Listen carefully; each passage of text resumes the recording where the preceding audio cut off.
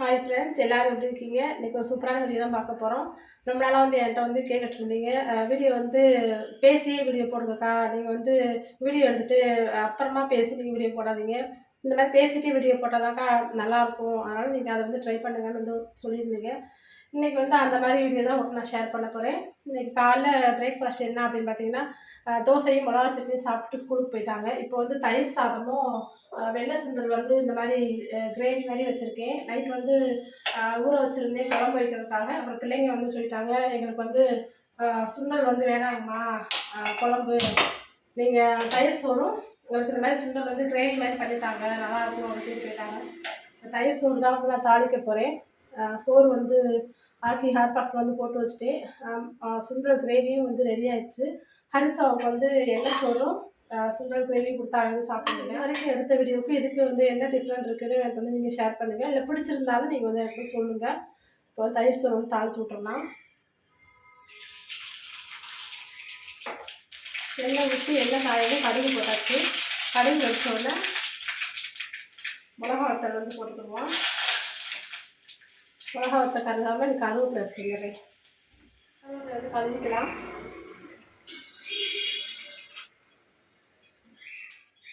கருவேப்பிலை எடுத்து வரப்போ மிளகா வத்த கருகி போயிடும். அதனால் அடுப்பு ஆஃப் பண்ணி வச்சுட்டு கருவேப்பிலை போட்டுக்கலாம்.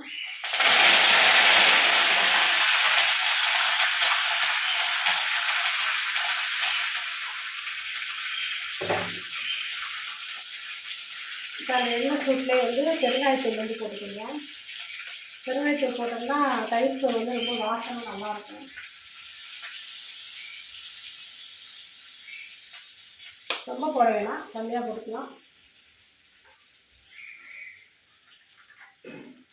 அடுப்பு ஆஃப் பண்ணி தான் வச்சுருக்கேன். இப்போ தயிரை அதில் சேர்த்துக்கலாம். அடுப்பை ஆன் பண்ணி தயிரை சேர்த்தோம்னா தயிர் உறிஞ்சு போயிடும், ஒரு மாதிரி திறந்து வந்துடும். அதனால் ஆஃப் பண்ணிவிட்டு இப்போ தயிரை நான் ஊற்ற போகிறேன். இதில்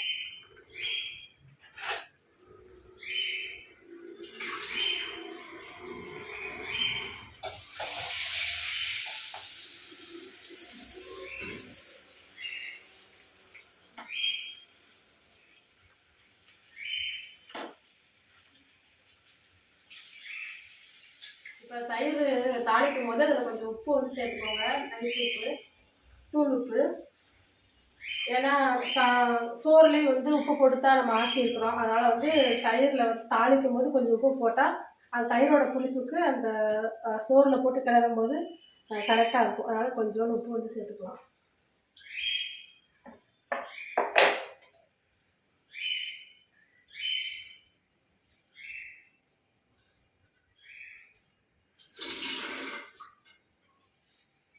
இதை கலந்து விட்டுக்கலாம்.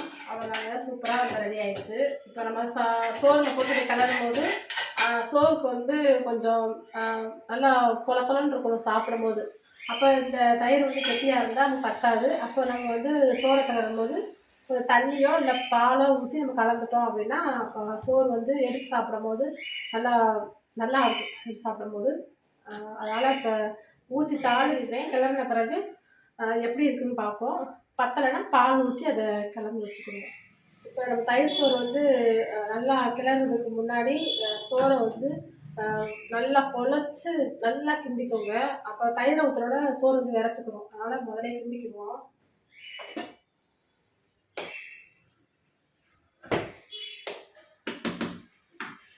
இப்போ தயிர் எடுத்து இதில் ஊற்றிக்கலாம்.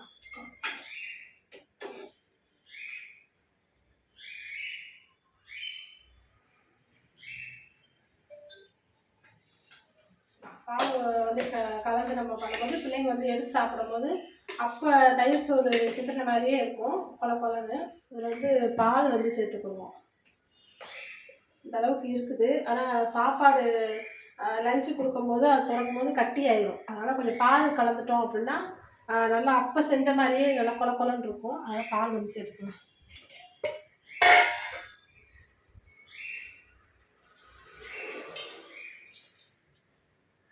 எவ்வளோ பால் வேணுமோ அதெல்லாம் சேர்த்துக்கலாம்.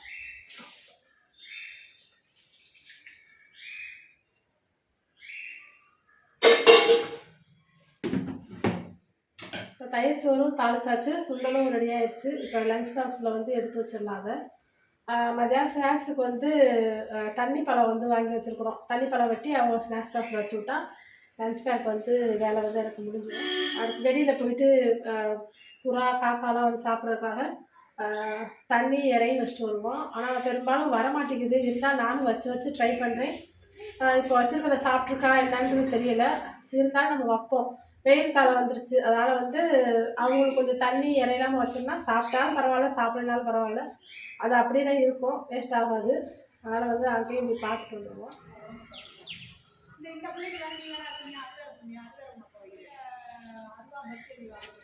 அரிசி எவ்வளோ வச்சாலும் சாப்பிடவே மாட்டேங்குதுங்க. நான் வச்சது சாப்பிட்ருக்குறாங்க. கொஞ்சம் அரிசி இந்த மாதிரி ஒரு மண் பாத்திர கடையில் வந்து விற்கும். அதை வாங்கி அரிசி கோதுமை நல்லா போட்டு வச்சா பறவைகள் வந்து சாப்பிட்றாங்க. தண்ணி ஊற்றி வச்சிடலாம், வாஷ் பண்ணிடுவாங்க.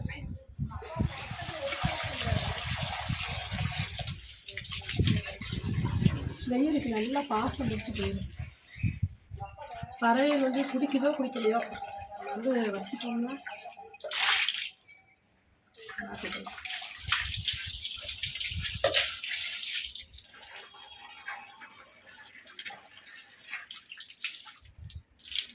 தண்ணியை அதுக்கு வச்சிடும்.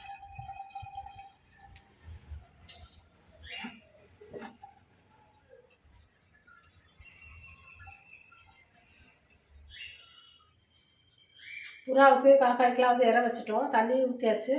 இப்போ லஞ்ச் வந்து பேக் பண்ணி ஸ்கூலுக்கு வந்து கொடுத்து விட்டுடலாம்.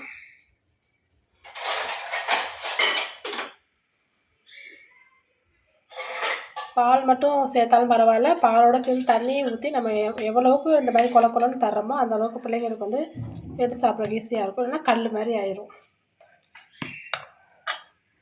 சுண்டல் வந்து நல்லா கிரேவி, அதுவுமே சூப்பராக இருக்குது. தண்ணி பழம் நைட்டு வாங்கிட்டு வந்தாங்க, அதையும் இப்போ அவங்களுக்கு வச்சு விட்டுருவோம். ரவுண்டாக நல்லா சாப்பிட்றதுக்கு.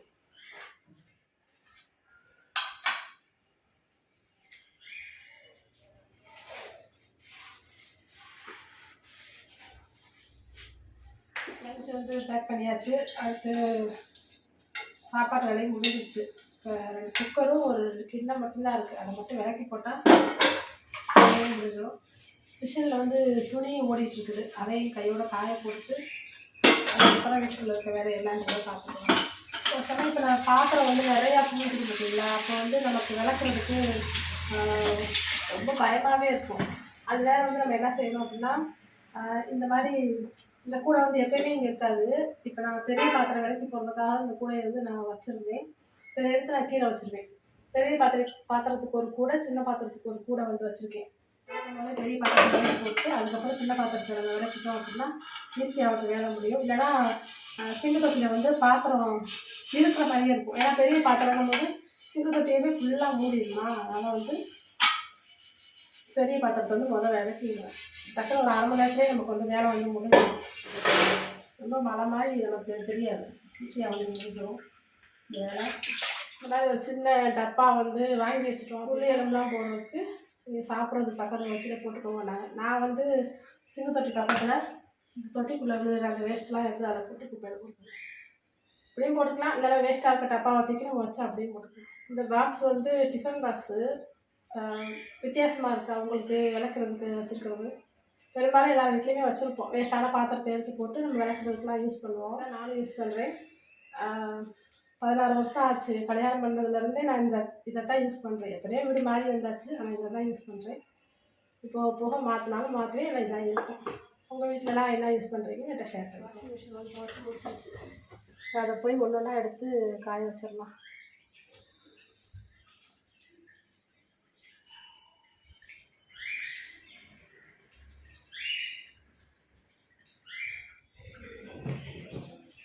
இந்த மாதிரி நம்ம ட்ரெஸ்ஸை, அதாவது நம்ம ட்ரெஸ்ஸை நைட்டியோ சேலையோ பாவையோ காய போடும்போது ஹஸ்பண்டோட பனியன் சட்டை இதெல்லாம் வந்து மேலே வந்து போட்டு காய போடலான்னு சொல்லிட்டேன். எனக்கு வந்து ரொம்ப பிடிக்கும், நான் காய போடுறது. மேலே அவங்க ட்ரெஸ்ஸை காய போடுறது அதான் நீங்கள் ஏதாவது செஞ்சுருக்கீங்களான்னு எனக்கு கமெண்ட் பண்ணி ஷேர் பண்ணுங்கள். பெரும்பாலும் அப்படி தான் வந்து காயப்படுது. காய்கறிலாம் வந்து இதோட காயப்படுறது நம்ம வந்து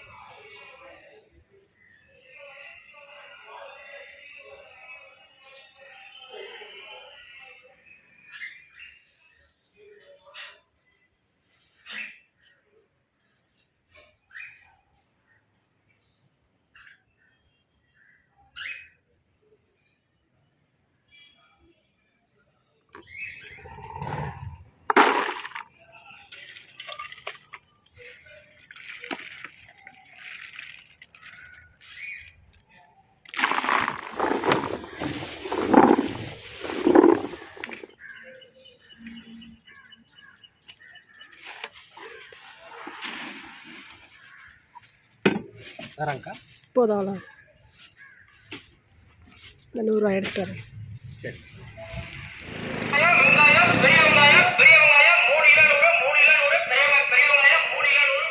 வந்து 3 படி 100 ரூபா.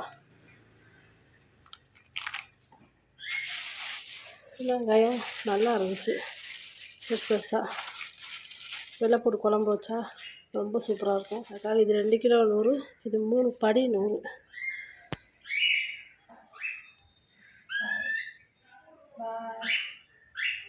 பாய்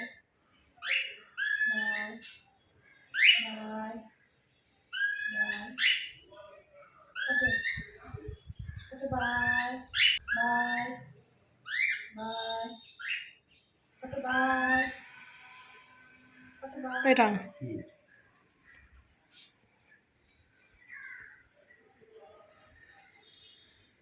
வெயில் சரி போடுது.